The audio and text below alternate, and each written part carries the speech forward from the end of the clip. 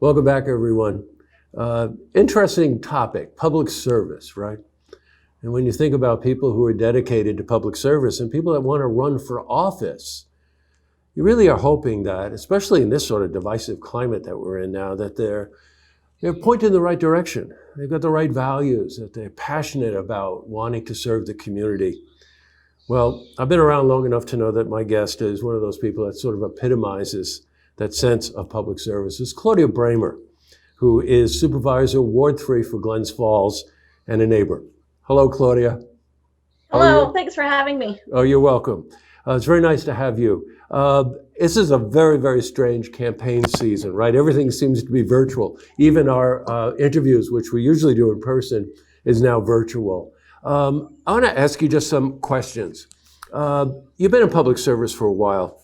I watched you in meetings and, just generally how you operate and the things you're concerned about.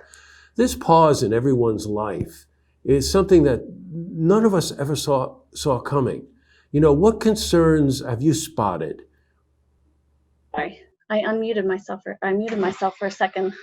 Some of the concerns have really, for me, been around children or working families who are stuck at home trying to take care of their kids and get their work done and be productive. And not having good internet and cell phone coverage is definitely a problem for our teachers, our students, our medical professionals who are trying to provide telehealth, telemedicine.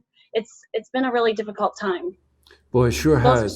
some of the areas, and not to mention our businesses. Small businesses are having a very hard time staying afloat. I know some of the ones that are seasonal have reached out to me uh, a few weeks ago about how can we get the uh, payroll protection loan money when there was guidance about you could only use a time frame prior to when they were even open. So luckily that was changed. That legislation was changed and the funding was opened up for them. But obviously we have a lot of seasonal business here, so that's a big problem too I throughout the bet. advocacy. One of the things that I've heard from others, and I'd love your input on this, is that times like this actually highlight, and I don't mean that necessarily in a positive way, but highlight the needs in the community, like access to broadband, healthcare, affordable housing, sustainable living. I know a lot of these things are kind of filtered in your platform and the things you're concerned about. Spend a little time Yeah. talking about that. Okay, yeah, I mean, pre-COVID, so now in the campaign world, we're talking about the issues that we had pre-COVID and now post-COVID. And even pre-COVID, one of my campaign focuses was on affordable and sustainable living. And I think that's even more critical now because of all of the deficiencies in our system that have really been highlighted by the problems with COVID. So everything from affordable housing, I think we need some more legislative fixes about incentivizing developers to bring in affordable housing units in the North Country.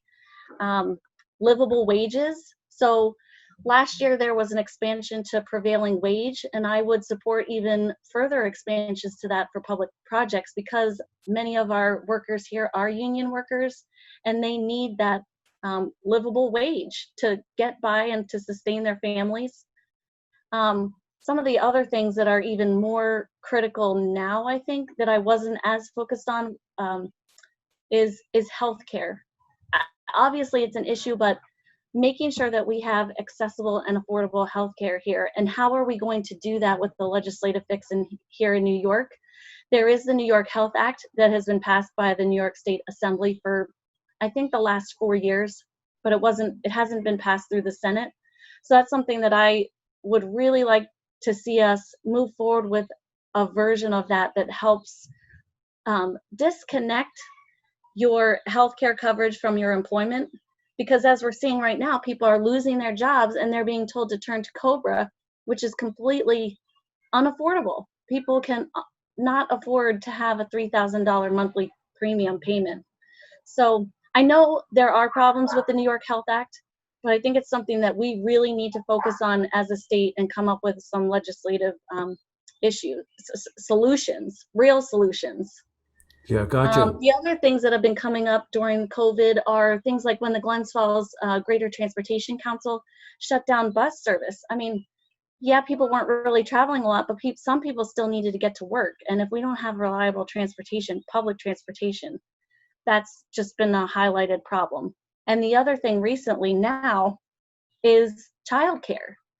We don't have school right now, and a lot of the childcare facilities are closed.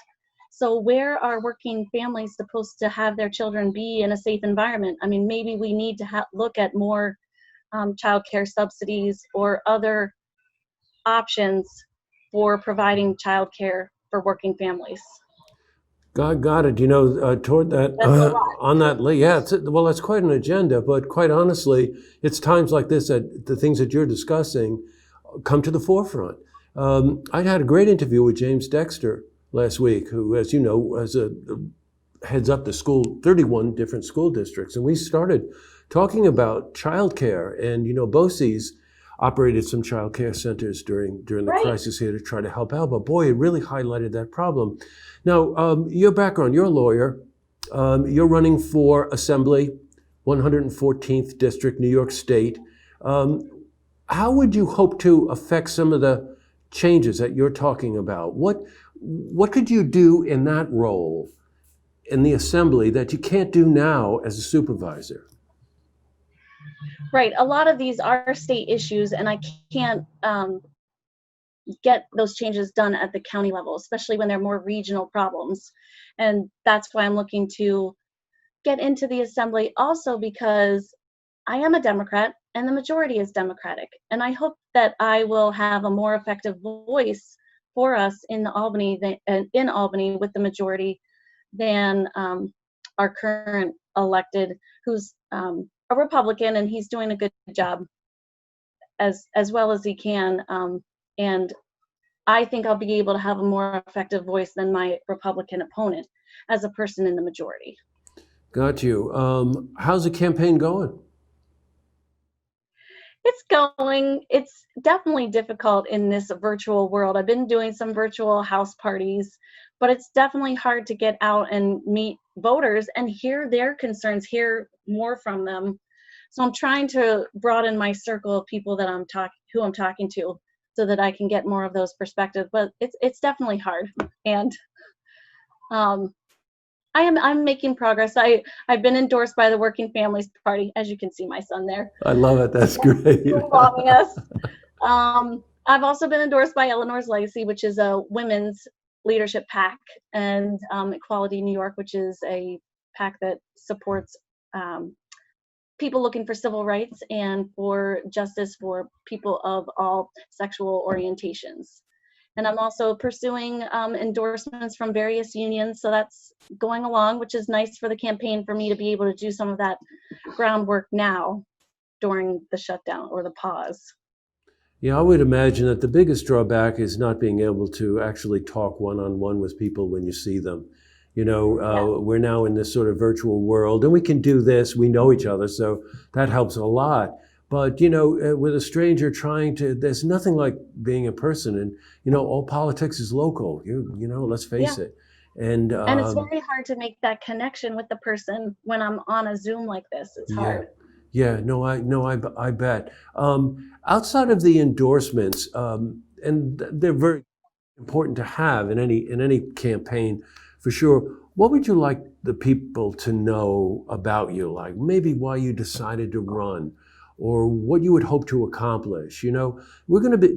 Nobody knows what the future is really going to be like here, Claudia. And if we come out of it, okay, but that might be a temporary bump, a temporary relief. We might go back into a second cycle of this in the winter. People are afraid. Yeah. Why would you decide to get into this? I decided to run because I care about our communities and I want to work for the people. I mean, that's what most people, why they run, right? And I want them to know that I am independent. I'm an independent thinker. I'm a hard worker. As you know, at the county, I'm always doing my research beforehand so I can make an intelligent statement about whatever it is that we are looking at the county. And I will definitely do that at the legislative level in Albany.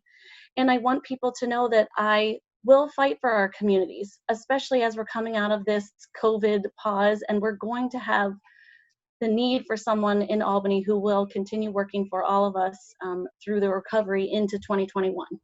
Yeah, I've got it. Any of our viewers who watch Warren County Board of Supervisor meetings will attest to the fact that Claudia will not shy away from a tough question or a tough argument, by the way. And that's a hard room to convince sometimes, Claudia. And, it sure is, yeah, and some people know about me that I'm a rugby player. And even though I don't play that much anymore, I still have that fight and tenacity inside me. So it goes a long way. Well, I love this opportunity to catch up with you. Please keep us posted on how the campaign is going. And if any issues come to the forefront that you'd like to be able to talk to our audience about, please let us know, okay? Be glad to have you back. Great. Thank you so much. In the meantime, stay safe. And I loved it with your son in the background in the doorway. So best to you and your family. This is what we're all doing, right? You got it. Take care, Claudia. Take care. Bye. Bye. Thank you.